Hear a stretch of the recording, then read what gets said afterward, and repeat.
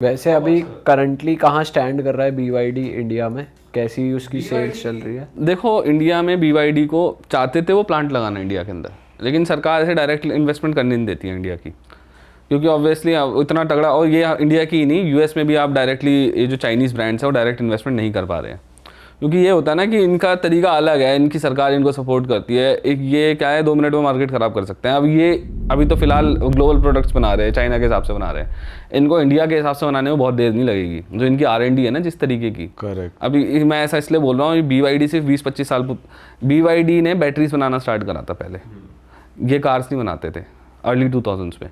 2005-06 के बाद इन्होंने गाड़ी बनाना स्टार्ट करा। फिर कुछ क्या नाम है, लोगों ने, अमेरिकन्स ने भी, बिजनेसमैन ने कुछ इसके अंदर इन्वेस्टमेंट भी करी थी, ठीक है। उन्होंने देखा कि भैया ये कर रहे हैं, इनका जो पेस रहा है ना R&D का, वो इतना तगड़ा रहा है कि इनके लिए कोई बड़ी बात नहीं है। आज अगर इनको मार्केट में एक्सेस मिल जाता है इंडिया की मार्केट में, या और 6 महीने के अंदर तुम्हारी इंडिया स्पेसिफिक गाड़ी ला खड़ी कर देंगे यहाँ पे, जो कई ब्रांड को 2-3 साल लग जाते हैं, 4 साल लग जाते हैं। हाँ। इनकी वो बहुत ज़्यादा तेज़ है R&D, इसीलिए इंडिया के अंदर ना, या फिर किसी भी जो थोड़ा सा डर रहा है देश, या जिसकी खुद की मार्केट अच्छी है मैन्युफैक्चरिंग की, वो डायरेक्ट इन्वेस्टमेंट करने नहीं दे रहा है चाइना को फिलहाल में।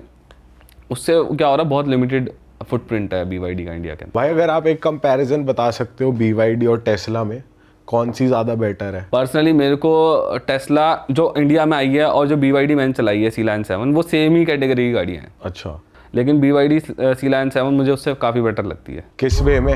हर वे में ही अच्छी लगती है मेरे को तो, क्योंकि स्पीड भी ज़्यादा है, पावर भी ज़्यादा, 544 हॉर्स पावर बनाती है। 55 लाख में मिल जाती है ये गाड़ी C-Line 7, हाँ। ठीक है, 544 के आसपास, सॉरी अगर मेरा नंबर इधर उधर हो गया होगा, इतनी 500 के तो ऊपर ही हॉर्स पावर है इसमें, ठीक है, उससे ज़्यादा है यानी कि टेस्ला से काफ़ी। और लुक्स के मामले में मुझे पर्सनली बहुत अच्छी लगी, क्योंकि जब मैं इसको चला रहा था, ठीक है, जहाँ मैं चला रहा था अच्छी गाड़ी सोसाइटी है, और वहाँ पर भी बंदे इसको मुड़ मुड़ के देख रहे थे कौन सी गाड़ी है, काफ़ी अच्छी लगती है, क्योंकि इसकी जो प्रेजेंस है ना, इसको कूपे SUV वाला डिज़ाइन दिया है। और कूपे SUV जो पोर्शा लेकर आई थी, ऑब्वियसली सस्ती तो है नहीं, 2-2.5 करोड़, 3 करोड़, 1.5 करोड़ से कम भी स्टार्ट हो रही होंगी उनकी मकान भी, अगर मैं बोलूँ तो उसका जो डिज़ाइन है ना कहीं ऐसा रिजेंबल करता है कि ये स्पोर्ट कूपे SUV है, और स्पोर्ट कूपे SUV कोई भी ब्रांड ज़्यादा कम पैसों में भी दे ही दे रहा है इंडिया के अंदर।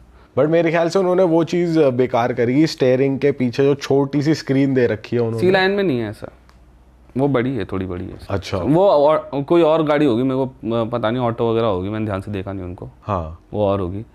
लेकिन टेस्ला ने बेकार चीज़ क्या करी, उन्होंने एक टैबलेट दे दिया बीच में, हर चीज़ उसमें से एक्सेस करो, हर पूरा का पूरा वाइट इंटीरियर दे रखा है, मतलब एक जो ह्यूमन फील होती है, ह्यूमन टच होता है ना, लेदर है ना, वुड है ना, मेटल के कुछ वो करा है। तो उन्होंने बोला है कि हम बहुत सिंपलिस्टिक रख के आपको गाड़ी दे रहे हैं, लेकिन फिर अगर आप कोई अगर PR करता है इस तरीके से कि सिंपलिस्टिक है, उस तरीके से बोलने की कोशिश करता है कि ये बढ़िया बहुत सिंपलिस्टिक है, बहुत मिनिमलिस्टिक है। मिनिमलिस्टिक एक वर्ड चल गया आजकल हर चीज़ में, मिनिमलिज्म, ग्रे कलर पहन के घूमते रहते हैं लोग। मिनिमलिज्म के नाम पर अगर वो बेचना चाहें तो बेच सकते हैं, लेकिन अगर मैं वैल्यू ढूंढने जाऊँ तो मुझे कई ब्रांड्स जो इंडिया के अंदर हैं, या फिर जो इवन चाइनीज़ ब्रांड्स के सामने मुझे उतना ज़्यादा नहीं लगता है कोई वैल्यू मेरे को लगी नहीं। मिनिमलिज्म के नाम पे तुम बेचना चाहो तो बेच लो, मैं तो रिकमेंड नहीं करता।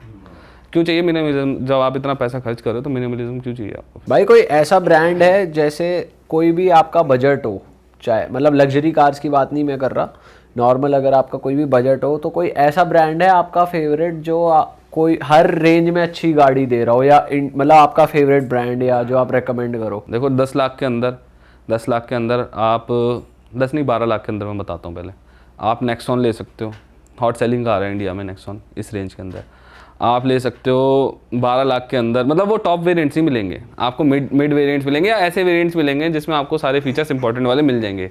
और इंपॉर्टेंट फीचर्स कौन से होते हैं मैं इसके बाद बताता हूँ गाड़ी के लिए ना, कि ये फीचर तो होने ही चाहिए, बाकी के ना हो तो चलता है।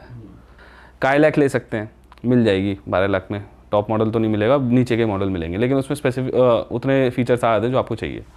3X तो ठीक गाड़ी है, ठीक है। और सबसे ज़्यादा जो लोग लेते हैं वो है ब्रेजा। इस प्राइस सेगमेंट में सबसे ज़्यादा ब्रेजा बिकती है। तो ये 3-4 गाड़ियाँ ऐसी हैं जो मेरे हिसाब से अच्छी हैं। हाँ। फिर अगर मैं 15 लाख के नीचे बात करूँ तो एलिवेट का आपको मिड वेरिएंट, मिड से नीचे वाला वेरिएंट मिल जाएगा। एलिवेट अच्छी गाड़ी है। एलिवेट एक्चुअली अच्छी कार है, मैं आपको बताऊंगा कि क्यों कह रहा हूँ अभी। अच्छा। फिर आपको मिल जाएगी जो अच्छी कार सेल्टोस मिल जाएगी निचला वेरिएंट। मैं क्रेटा ज़्यादा लोगों को बोलता नहीं हूँ, मतलब मेरे को लगता है कि इतनी भीड़ में क्यों जाना है, सेल्टोस ले लो। मिड वाला ऑप्शन थोड़ी आएगा इतने कम प्राइस में। मिड नहीं आएगा, नीचे के वेरिएंट। मैं आपको बता रहा हूँ कि इस वेरिएंट के अंदर भी आप ये गाड़ियाँ ले सकते हो। क्या करते हैं लोग कि जैसे 15 लाख है तो नेक्सॉन लेकर आ जाते हैं। मुझे क्या लगता है कि ऐसे तो फिर ब्रांड तो आपको अब नेक्सॉन 18 लाख तक जाती है, मैं तो नहीं लूंगा नेक्सॉन 18 लाख में, क्योंकि ऑप्शंस हैं हमारे पास, क्यों लेनी हो गाड़ी। और अगर कंपेयर करें काइलैक जैसे आपने बोला और ब्रेजा, तो उन दोनों में से बेटर कौन सी है? देखो दोनों के अपने एडवांटेजेस और डिसएडवांटेजेस हैं। टेस्ला जो काइलैक है ना, उसमें TSI इंजन आता है। गैस देखो, अगर मैं TSI का तो जर्मन नाम है, मैं वैसे बता देता हूँ, गैसोलीन डायरेक्ट इंजेक्शन इंजन होता है एक। उसमें क्या होता है, पोर्ट में फ्यूल ना डाल के वो डायरेक्ट सिलेंडर में फ्यूल डालता है, जो इंजेक्टर होता है, इंजेक्टर है ना। तो वो क्या होता है, उसमें over the period of time थोड़ा थोड़ा कार्बन जमने की दिक्कत होती है। वो सर्विस से ठीक हो जाता है, ऐसा नहीं है कि वो कोई आपको दिक्कत देगा, लेकिन आपको थोड़ा उस चीज़ के लिए तैयार रहना पड़ता है कि मुझे टाइमली सर्विस करानी है इस गाड़ी की। लेकिन उसका फ़ायदा ये होता है, अपसाइड ये होता है कि पावर ज़्यादा बनाते हैं ऐसे इंजन। ओके। 120, कोई गाड़ी 120 बना रही है, कोई 118 बना रही है, कोई 125 बना रही है इस TSI 1 लीटर TSI इंजन के साथ ही। वहीं अगर मैं बात करूं नेचुरली एस्पिरेटेड इंजन, सॉरी ये TSI वो नॉर्मल MPI इंजन की, जो एक मल्टी पोर्ट इंजेक्शन में जो वो डालते हैं, इंजेक्टर जो है वो पोर्ट के थ्रू फ्यूल फेंकता है सिलेंडर में, वो वाले जो इंजन होते हैं, वो इंजन का क्या है, रिलायबिलिटी बहुत ज़्यादा अच्छी होती है, उसमें आपको सरदर्दी नहीं है। लेकिन उसका डाउन साइड ये है कि आपको पावर उतनी अच्छी नहीं मिलती। तो ब्रेजा ने क्या करा है, मारुति ने ब्रेजा के साथ, उसमें उन्होंने दिया 1.5 लीटर का 4 सिलेंडर इंजन। इस इंजन का फ़ायदा क्या है कि एक तो बड़ा है, तो लो एंड टॉर्क थोड़ा अच्छा मिलता है। वो कहते हैं ना, नो रिप्लेसमेंट फॉर डिस्प्लेसमेंट, एक कहावत है पुरानी कि डिस्प्लेसमेंट बड़ी होगी तो इंजन गाड़ी पावर देगी ही देगी। तो 1.5 लीटर के साथ आपको लो एंड टॉर्क अच्छा मिलता है। पावर बहुत ज़्यादा नहीं है, 100 हॉर्स पावर ही बनाती है, लेकिन 4 सिलेंडर इंजन है तो बहुत सालों साल स्मूथ रहेगा। वैसे 3 सिलेंडर इंजन भी बहुत स्मूथ है आजकल, जो इस सेगमेंट में 1.2 लीटर के ज़्यादातर इंजन आते हैं और सब में 3 सिलेंडर इंजन होते हैं। और जो काइलैक है उसमें भी 3 सिलेंडर इंजन है, वो अभी स्मूथ है। लेकिन आप ये नहीं कह सकता डाउन 10 ईयर डाउन कितने ज़्यादा स्मूथ रहेंगे, लेकिन 4 सिलेंडर इंजन के साथ ये श्योरिटी रहती है कि वो लंबे समय तक स्मूथ रहते हैं। वहीं काइलैक के साथ ये है कि 3 सिलेंडर इंजन आता है, लेकिन पावर ज़्यादा बनाती है, 118 के आसपास, समवॉट उसके आसपास बनाती है। तो पावर काइलैक में अच्छी है, लेकिन अगर आप पीस ऑफ माइंड ढूंढ रहे हो ना, बिल्कुल मेरे को मारुति वाली गाड़ी चाहिए है ना, तो आप ब्रेजा एवरग्रीन गाड़ी है। हाँ, मतलब वो है कि किसी भी तरीके से बंदा यूज़ कर रहा है। लेकिन मैं आगे मेरे को काइलैक पर्सनली, अगर मैं लेने जाऊँगा ना तो मैं काइलैक लूँगा। लेकिन ये मासेस के हिसाब से हमें देखना पड़ता है ना, हर कोई फर्स्ट टाइम बायर है जिसको पता नहीं है गाड़ी कैसे काम करती है, तो वो मारुति लेगा तो उसको टेंशन कम रहेगी। सही बात है ना। अब ये लोग कहते हैं कई बार कि भाई गाड़ी कहीं पे भी ख़राब हो गई तो आपको मैकेनिक मिल जाएगा। पहली बात, आजकल की गाड़ी इतनी जल्दी ख़राब होती नहीं है, बिल्कुल ही ये कोई ऐसा ब्रांड है जिस पर आप भरोसा नहीं कर सकते, वो तो बात अलग हो गई।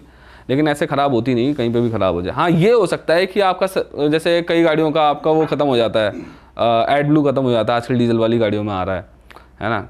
या फिर आपका टायर ही फट गया, वो टायर ही नहीं मिल रहा किसी गाड़ी का, पर्टिकुलर कार का, है ना। या कहीं एक्सीडेंट हो गया, उस केस में जब आपकी गाड़ी को रिपेयर्स की ज़रूरत है तो वहाँ पर पार्ट्स आपको आराम से मिल जाते हैं। तो ये मारुति के साथ बहुत सही चीज़ है बाकी ब्रांड्स के मुकाबले। स्कोडा का फुटप्रिंट वैसे, ये स्कोडा VW ग्रुप का फुटप्रिंट वैसे भी थोड़ा छोटा है। अरे वाह, आपने ये वीडियो यहाँ तक देख ली भाई, तुमने हमारी मेहनत सफल कर दिया। तुम ही लोग हो असली रियल हिट। और अगर आपको बहुत मज़ा आ रहा है ऐसी क्लिप्स में, ऐसी वीडियोस में, तो फटाफट जाइए प्लेलिस्ट पे, बिंज वॉच कीजिए, सारी वीडियोस देख डालो और मौज काटो। That is it. हम मिलेंगे नए पॉडकास्ट में, नए क्लिप में। Till then bye bye, see you, take care, do subscribe.